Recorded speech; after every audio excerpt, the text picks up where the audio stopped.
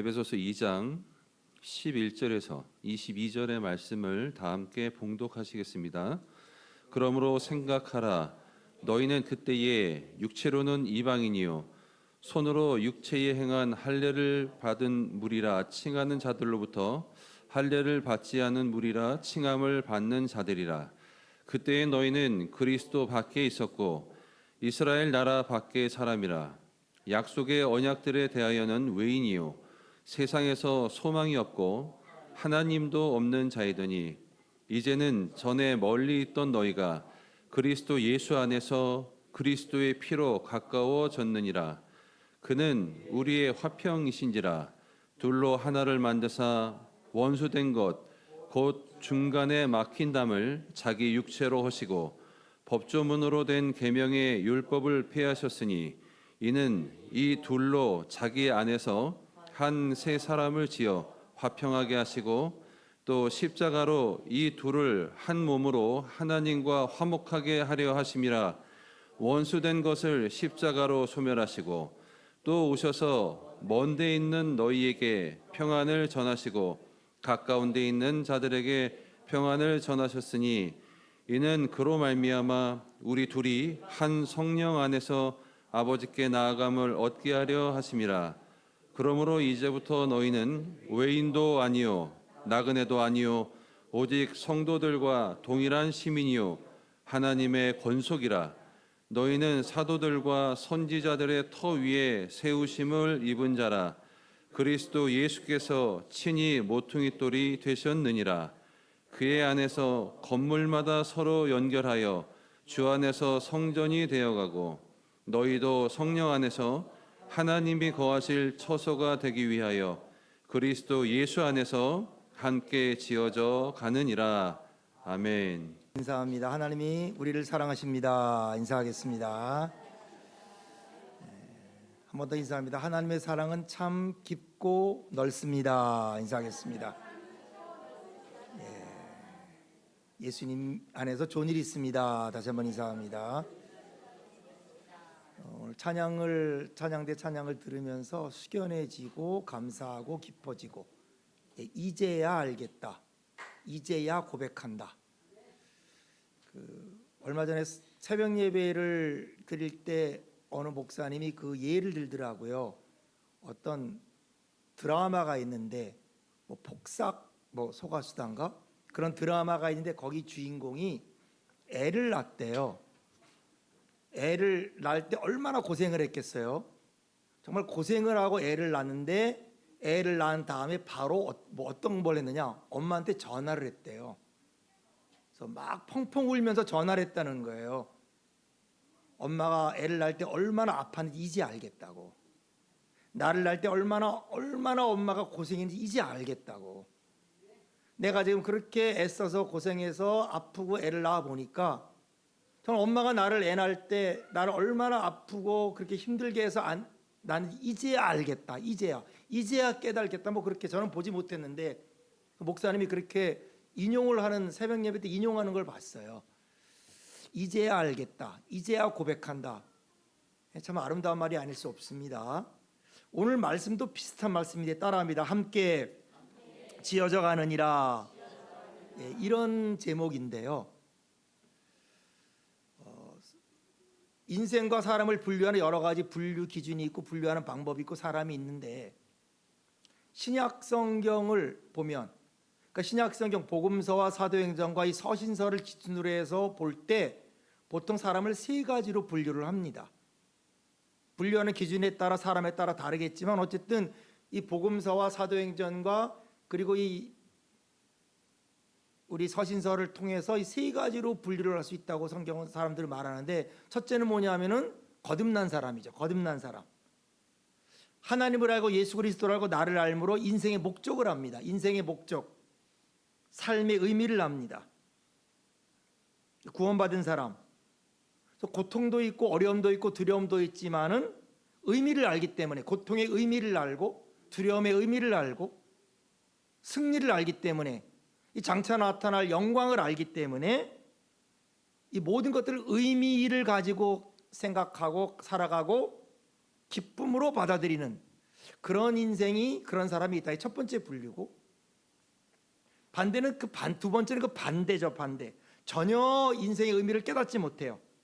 그러니까 아프면 정말 죽을 것 같고 좋으면 정말 좋을 것 같고, 이 좋고 나쁨에 따라서 자기 인생이 왔다 갔다 할 뿐 아니라 인생의 의미와 목적을 전혀 모르며 삽니다. 그러니까 그런 사람의 최대의 고민은 죽음이에요. 죽음.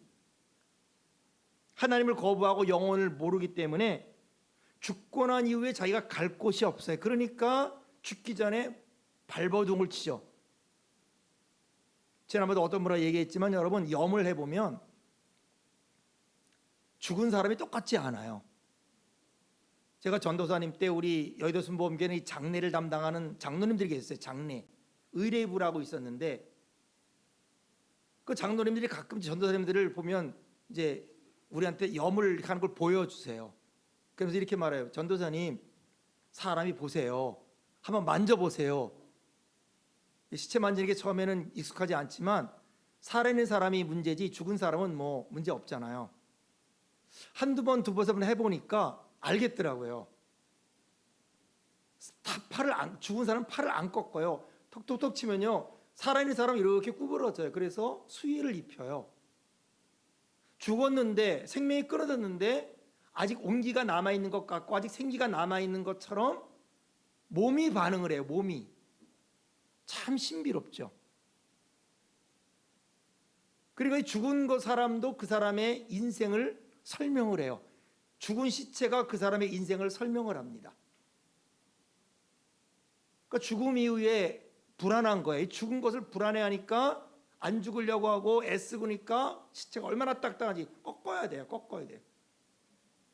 수의를 못 입힙니다. 왜? 죽은 다음에 불안하고 갈 곳이 없으니까 안 죽으려고 그러고 힘들어하고. 이게 두 번째 부류예요. 그래서 또 하나의 부류가 있어요. 또 하나의 부류. 이게 뭐냐 하면 착각하는 사람이에요. 뭔가 안다고 착각하는 사람. 하나님도 알고 예수 그리스도로 알고 인생도 안다고 생각하는데 사실은 모르는 사람. 그러니까 어떻게 해요? 불안해요. 불안해. 이게 요한복음에 나타난 니고데모라는 사람입니다. 니고데모, 바리새인입니다. 하나님을 압니다. 율법을 잘 압니다. 구별된 자입니다. 이스라엘의 선생입니다. 남을 가르칩니다. 근데 불안한 거예요. 알긴 아는데 제대로 알지 못하니까 불안하고 초조해서 어떻게 해요? 밤에 예수님을 찾아오죠. 예수님을 찾아와요. 뭔가 내가 좀 잘못되고 있다는 걸 알아요. 뭔가 갈등이 있습니다. 그러나 뭔가 확실한지를 모르고 이걸 뭔지 잡지 못하는 그런 부류의 이 세 가지의 종류의 사람이 있습니다. 저나 여러분은 하나님의 구원 계획과 하나님의 은혜로 말미암아 예수 그리스도로 구원을 받은 성도가 됐어요.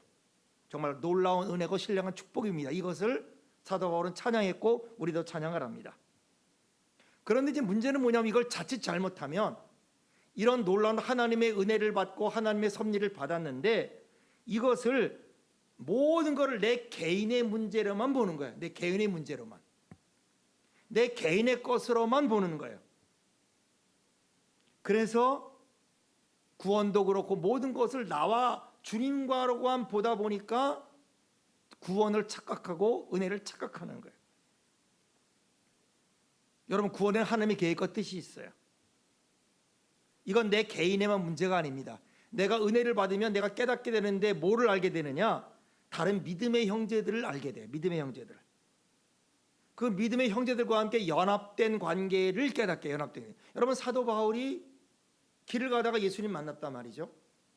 말씀 음성을 듣고 빛을 보고 그리고 눈이 멀고 그 다음에 그렇게 주님을 만나고 성령을 받은 다음에 어떤 일이 벌어지냐? 사람을 만나요. 사람을. 여러분, 하나님을 만나면 첫 번째 하나님 만난 사람은 그 다음에 반드시 하나님이 사람을 만나게 해요. 사람을. 아나니아라는 사람을 만납니다. 그리고 바나바라는 사람을 만납니다. 그리고 안디옥 교회 가서 안디옥 교회 지도자들을 만나고 다양한 사람들을 만나서 같이 사역을 하고 같이 훈련을 받습니다. 성령의 인도를 받아 전도 여행을 떠납니다. 그리고 성령이 또 그 지시를 따라 내가 원하는 곳으로 가지 않고 원치 않는 곳으로 가게 되면서 많은 것들을 경험해요. 많은 것들을 경험하고 많은 것들을 보면서 그가 깨닫는 게 뭐냐. 이게 에베소서가 그걸 말하는 건데, 구원은 개인적인 것이 아니구나. 나 혼자만 예수 믿는 문제가 아니구나. 그것은 종합적이고 입체적인 것이구나라는 걸 깨닫게 돼요. 그래서 에베소도 마찬가지고 제일 먼저는 나와 주님과의 관계를 말합니다.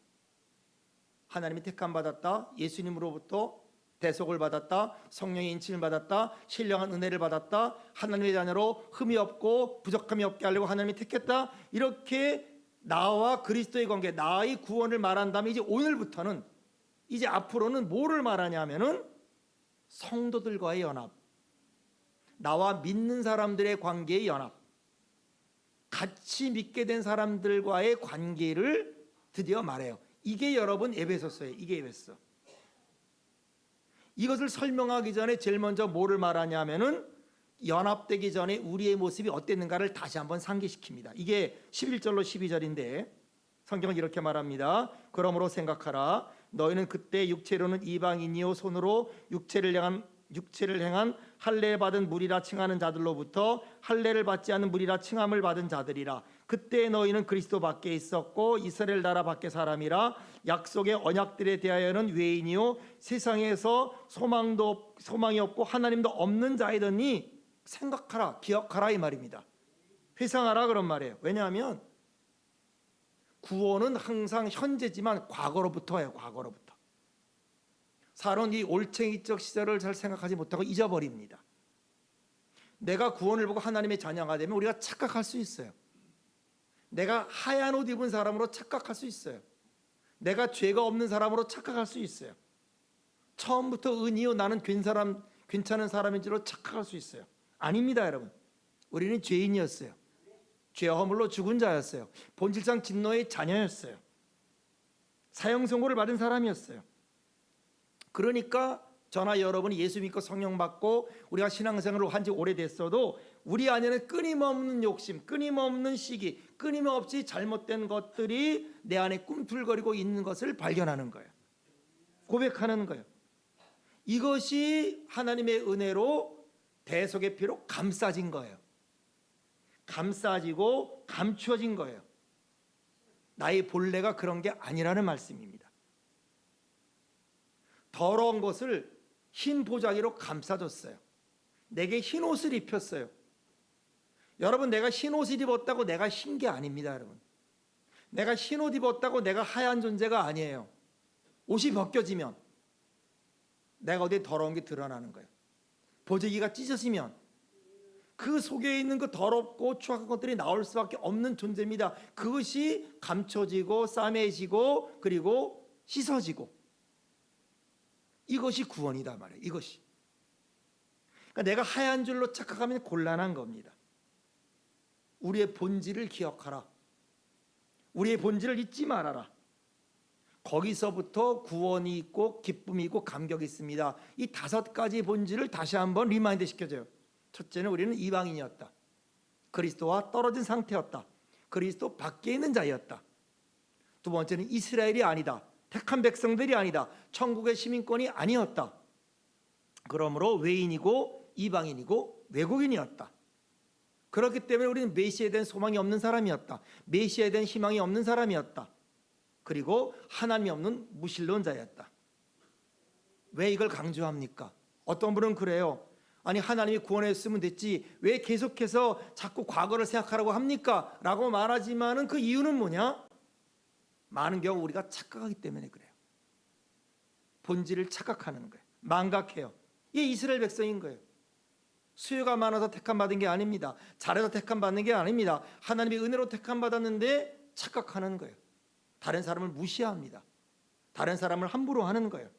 영적으로 교만해지고 내 처지와 입장을 모르는 채 망령된 행실을 하고 있는 수많은 사람들이 있는 것을 사도로 말하는 거예요. 이걸 우리에게 리마인드 시켜주는 것이죠. 그러면서 이제 그런 우리가 어떻게 이렇게 됐느냐 이 말이에요.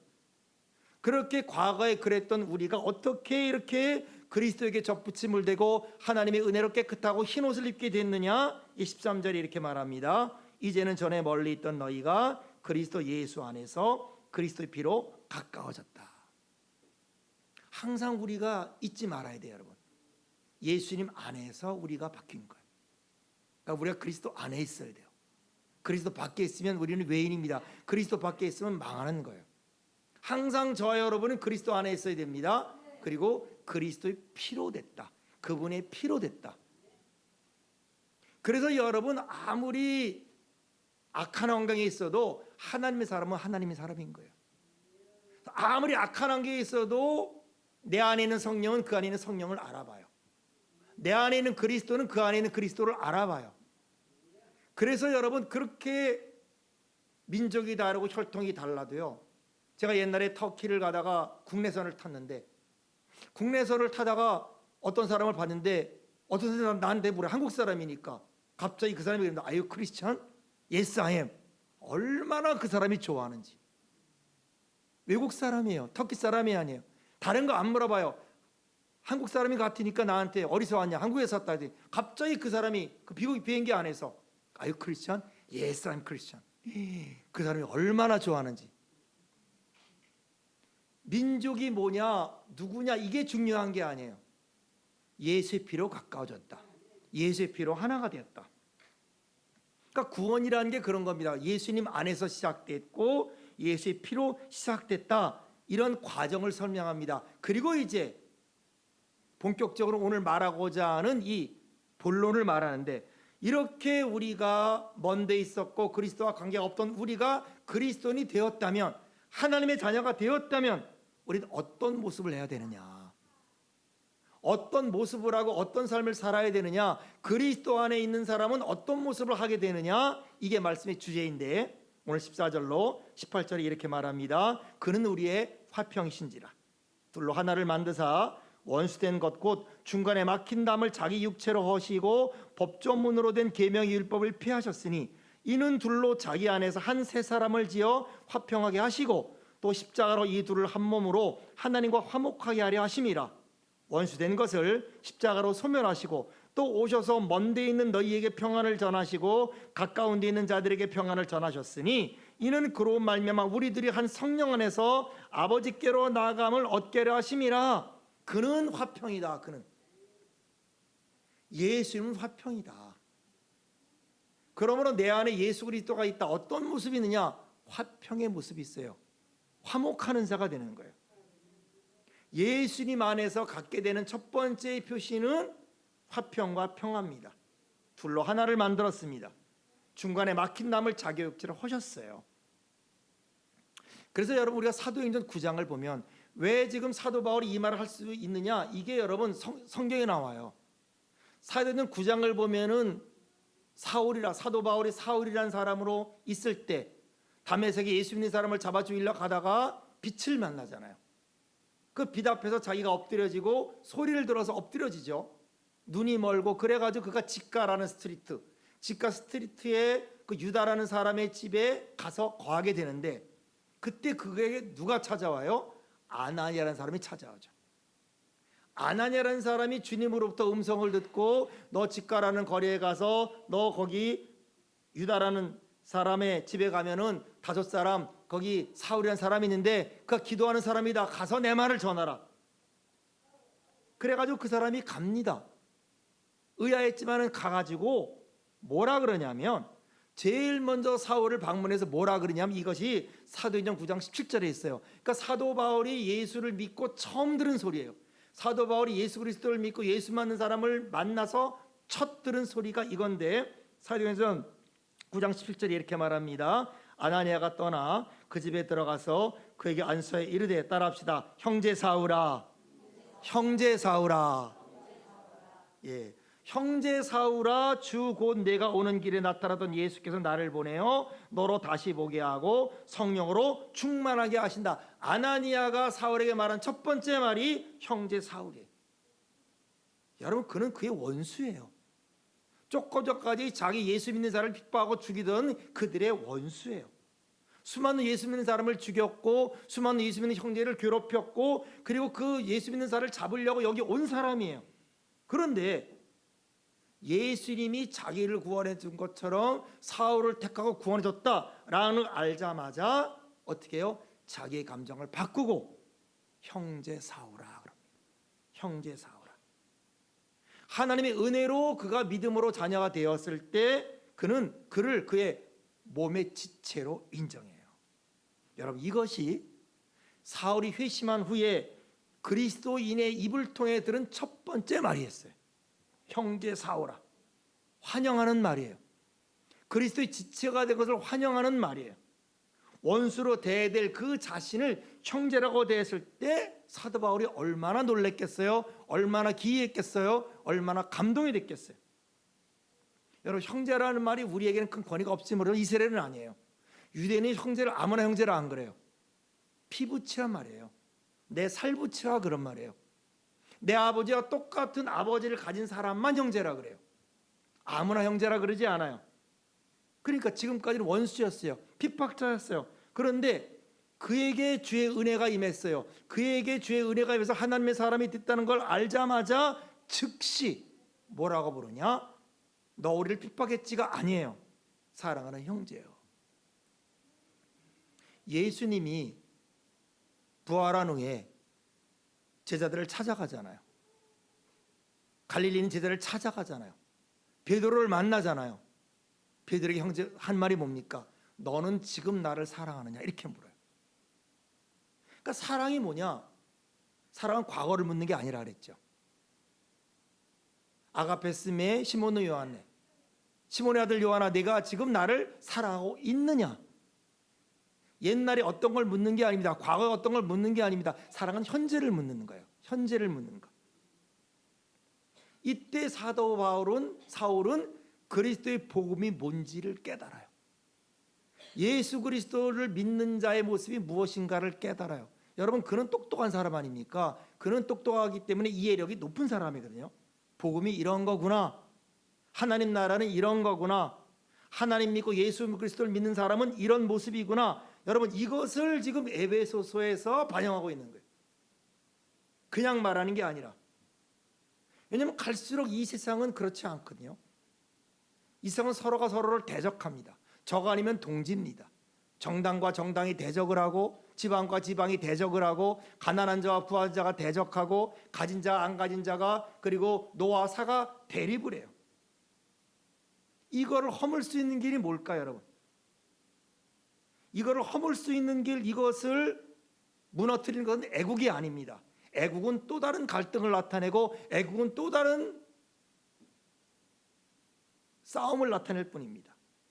철학도 아니고 이름도 아닙니다. 예수님의 은혜입니다. 예수님밖에 없는 거예요. 우리가 이것을 받는 거예요. 정말 나는 정말 내 안에 예수가 있는 사람인가? 그냥 믿는 것 말고요. 성경책 그냥 있다고 여러분에게 예수님이 계신 게 아니잖아요. 예배 드린다고 그래서 예수 그리스도가 내 안에 정말 충만한 거는 다르잖아요. 내 안에 예수님이 있는가? 그 예수 그리스도가 나를 통해 나타내는 사람인가?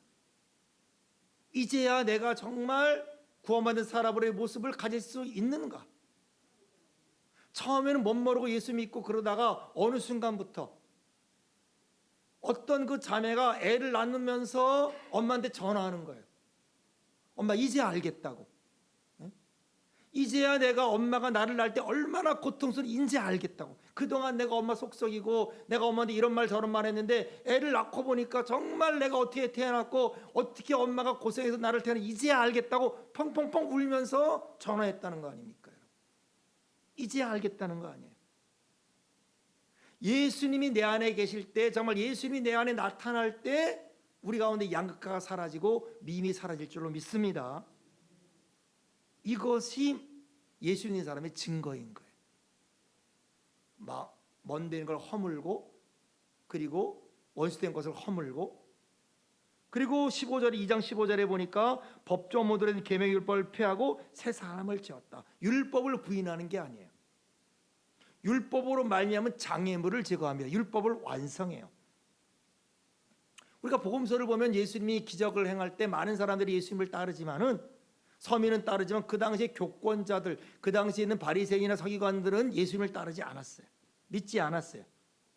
어떻게 하면 예수님에게 트집을 잡고 예수님에게 구실을 해서 예수님을 고소하고 핍박할까 그렇게 고민을 했습니다. 그런데 어느 날 예수님이 성전에 나올 때 수많은 사람이 따라 나오니까 예수님이 그들에게 말씀을 전했는데 그때 바리새인이 예수님께 옥물을 쓰이려고 계책을 썼죠. 그래서 어떻게 합니까? 현장에서 가늠한 여자를 잡아가지고 예수님께 데려옵니다. 그리고 말합니다. 주님, 알다시피 모세오경은 이 여자를 돌로 치라고 했는데 돌을 다 들고 어찌할까요? 칠까요 말까요? 죽일까요 살릴까요? 예수님에게 얘기하는 거예요. 예수님이 쳐라. 그래, 모세오경 신명기 그렇게 말이 쳐라. 그러면 원수를 사랑하라 했던 말이 거짓이 되니 봐라, 저 사람 말하는 거 거짓이지 않느냐?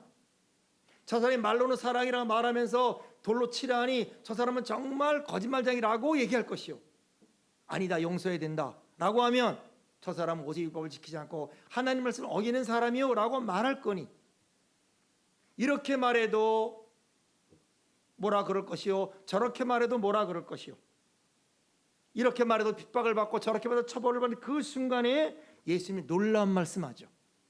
너희 중에 죄 없는 자가 먼저 돌로 치라. 이 말씀의 상황이 급변하죠. 그리고 뭔가를 씁니다. 뭘 썼는지 몰라요. 예수님 말씀을 듣고 길가에 뭐로 쓴 그거를 보면서 그들이 어떻게 해요?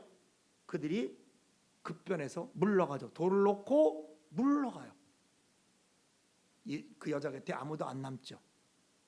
그때 예수님 뭐라 그래요? 나도 너를 정죄하지 않는다. 너를 정죄한 자가 있느냐? 없나이다. 나도 너를 정죄하지 아니하노니 다시 가서 죄를 범하지 말라. 허문 거예요. 그렇게 돌로 치고 그렇게 죽이고자 하고 그렇게 손가락 세던 그 사람들을 무너뜨리고 그들도 회개하게 하고 죄를 지은 사람도 회개하게 해서 둘로 세 사람을 만들어서 하나가 되게 하는 거예요. 하나님 안에서, 예수님 안에서. 여러분, 우리에게 필요한 게 뭘까요? 교회에게 예수님 있는 사람입니다. 우리 구원을 알고 예수의 피를 알고 하나님을 아는 사람이에요. 이제 어떤 일이 필요할까? 교회에서 무슨 일이 필요할까? 예수 믿는 자의 모습이 나타나야 되는 거예요. 내 안에는 예수 그리스도가 나를 통해 나타나야 되는 거예요. 그는 우리 화평입니다. 그는 화목입니다. 둘로 하나를 만드셨어요. 원수된 것을 자기 육체로 소멸하셨어요. 그리고 새 사람을 지었어요. 율법의 모든 율법의 피해를 다 자기 육체로 허물고 그리고 둘로 하나를 만드셨어요. 여러분, 아무리 집이 커도 살면서 싸우는 소리가 나면 무슨 의미 있겠어요? 고기를 먹고 싸우는 것보다 채소를 먹어도 사랑하는 게 낫다고 성경을 말하고 있죠. 아무리 옷을 잘 입고 아무리 여러분 인류 명품을 가지고 있어도 싸우면 남루한 옷을 입고 사랑하는 것보다 못하죠. 교회가 얼마나 큽니까? 얼마나 잘 지어놨습니까? 우리 교회도 크진 않지만 얼마나 아름답습니까? 이런 아름다운 집, 이런 큰 집에서 싸우는 것, 다투는 것, 소리 지르는 것, 그것보다 여러분 오히려 셋집에서 천막에서 살면서라도 사랑하는 게 낫다 그런 말이에요. 그러므로 16절에 뭐라 그래요? 이 둘을 한 몸으로 하나님과 화목하게 하라심이라 원수된 걸 십자가로 소멸했다 그러는 거예요. 먼 데 있는 너희에게 평안을 전했다. 한 성령 안에서 아버지께 나아감을 얻게 한다. 우리는 끼리끼리는 잘 놀아 여러분, 그렇죠? 친한 사람하고 누가 못 지내겠어요. 손은 안으로 굽게 돼 있죠. 이해되는 사람 잘못도 감춰줍니다. 문제는 뭐예요? 친하지 않는 사람과의 관계입니다. 서먹서간 사람과의 관계예요. 그러므로 여러분, 교회 안에서 여러분 너무 가까운 사람하고 같이 있지 마세요. 교회 안에서는요, 모르는 사람하고 더 잘 지내야 돼요. 모르는 사람과 가까이 지내야 돼요. 처음 보는 사람, 나하고 다른 사람을 만나서 교제하고 그리스도 이름으로 하나 되는 거예요. 이게 구원받는 자의 모습이에요. 이것이 가까이 있는 사람이나 멀리 있는 사람이나 나와 가까운 사람이나 내가 먼 사람이나 그리스도 예수 안에서 하나가 되고 그리고 화합하고 화평하는 것, 여러분 이것이 교회의 모습인 줄로 믿습니다. 이것을 지금 에베소에 얘기하는 거예요. 고린도후서 5장 17절로 19절에 이런 말이 있습니다. 그런즉 누구든지 그리스도 안에 있으면 새로운 피조물이라 이전 것은 지났으니 보라 새 것이 되었도다. 그리고 그 다음에 이렇게 말해요.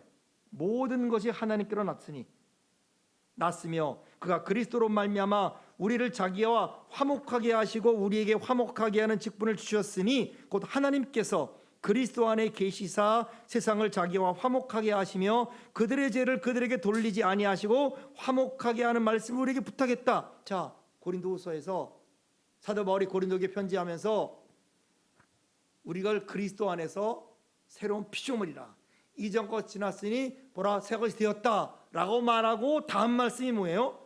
화목케 하는 직분을 주셨다. 그래서 우리가 알다시피 팔복에서 화평케 하는 자가 복이 있다 그랬어요. 그러니까 화해라는 건요, 한 편에서 다른 편과 싸우는 게 아니에요.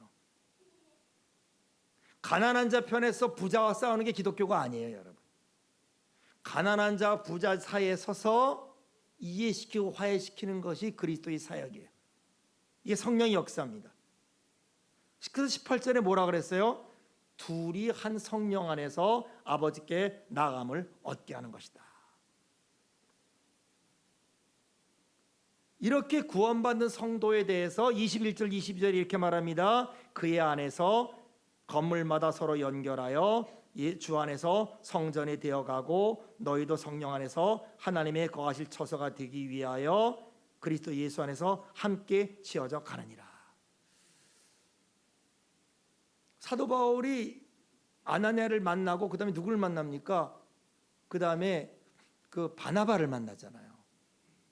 그가 예루살렘에 갔을 때 사도들도 그 사도 바울을 만나기를 꺼려했어요. 겁내했어요. 그런데 누가 바나바가 사도 바울을 소개하잖아요. 이 사람 우리 형제다. 이 사람 예수님에서 구원받았다. 우리와 똑같이 성령 받은 사람이다. 그때 베드로가 문을 열고 예수님 동생 야고보 사도가 문을 열죠. 그것이 사도행전과 복음서에 쌓였어요. 그리고 핍박받아가지고 다소에 가 있는 사도 바울을 누가 찾아가요? 바나바가 찾아가서 그를 데리고 어떻게 해요? 그리고 안디옥 교회에 같이 사역을 하죠. 같이 선교를 가게 되고. 이게 여러분 예수 믿는 사람의 모습입니다. 이거를 누가 경험했느냐? 이걸 사도 바울이 경험한 거예요. 그러면서 믿음의 단계를 알게 되고 신앙의 단계를 알게 됐어요. 오늘 성경은 말합니다. 그의 건물 안에서, 그의 안에서, 예수님의 안에서 서로 연결하고 뭐가 된다? 따라합시다. 성전이 되어가고. 우리는 성전이 되어가는 거예요. 저는 여러분 건물을 지어봤어요. 저는 건축을 해봤어요. 건물의 단계가 있거든요. 한번 보여줄까요? 사진 1번 한번 보여주실래요? 자, 이런 곳이었어요. 이게 저희 교회입니다. 제가 미국에 있는 교회예요.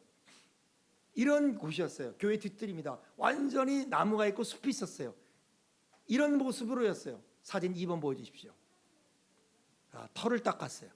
나무를 다 닦았고 땅을 뒤엎고 그리고 다 갈았어요. 아직 그러나 굉장히 어수선하죠. 3번 보여주십시오. 거기다가 기초를 하고 아직도 건물 자재를 놨지만 어수선하고 굉장히 아직도 이것이 건물이 될까, 이것으로 뭐가 될까 싶습니다. 그래서 건물 4번 보여주세요. 그런데 이렇게 지붕을 올리고 이렇게 뼈대를 하고 그 인테리어를 다 했어요. 사진 5번 보여주세요. 예, 이런 건물이 됐어요. 이런 교회가 됐어요, 여러분. 이게 누구를 말하느냐? 우리입니다, 여러분. 저는 교회를 지어봤기 때문에 이것이 어떻게 되는지 처음에는 도대체 이게 될까? 설계를 봐도 알겠습니까? 뭐를 봐도 알겠습니까? 뭐 어떻게 알겠어요? 됐습니다. 지어주십시오. 여러분, 이게 우리인 거예요. 이게 얼마나 감사한 모습입니까? 연결해서요, 되어간다, growing, 되어간다, 자란다 이 말이에요. 지어져 간다. 그 하나님이 거할 처소가 위해서 우리가 지어져 간다. 여러분, 이것이 교회인 줄로 믿습니다. 이것이 우리인 거예요. 지금이 나의 최종 모습이라면, 지금이 나의 마지막 모습이라면 얼마나 부끄러웠겠어요. 이런 모습이 있다가 구원받고 이런 모습이 있다가 우리 예수님께 가면 얼마나 부끄럽고 창피하겠어요. 그러나 변하는 거예요. 잘 모르지만 변할 걸 생각하는 겁니다.